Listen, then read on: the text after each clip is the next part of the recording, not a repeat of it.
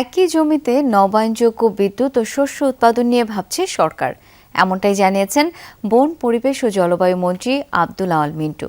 বিকেলে জাতীয় অ্যাগ্রো ভোল্টাইকস কর্মশালায় বক্তব্য রাখেন তিনি। জানানো হয়, জাপান সরকার ও এইচএসবিসি ব্যাংকের যৌথ উদ্যোগে মানিকগঞ্জে এই ধরনের প্রকল্প বাস্তবায়ন করা হয়েছে, যেখানে জমির উপর কিছুটা উঁচুতে সৌর প্যানেল স্থাপন করা হয়েছে আর প্যানেলের নিচে ফাঁকা জায়গায় ফসল চাষ, গবাদি পশু পালন বা অন্যান্য কৃষিকাজ করা যাচ্ছে।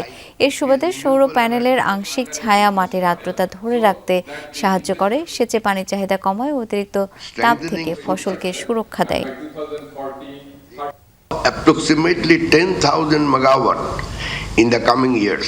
বাংলাদেশ আগামী কয়েক বছরে প্রায় 10,000 মেগাওয়াট নবায়নযোগ্য জ্বালানি উৎপাদনের লক্ষ্য নিয়েছে। এই লক্ষ্য অর্জন করতে হলে নতুন প্রযুক্তি, শক্তিশালী নীতিগত সহায়তা, সরকারি বেসরকারি অংশীদারত্ব এবং আন্তর্জাতিক সহযোগিতা সবকিছুরই প্রয়োজন হবে। সেই দিক থেকে এগ্রিভোল্টাইকস এই জাতীয় যাত্রায় একটি গুরুত্বপূর্ণ ভূমিকা রাখতে পারে।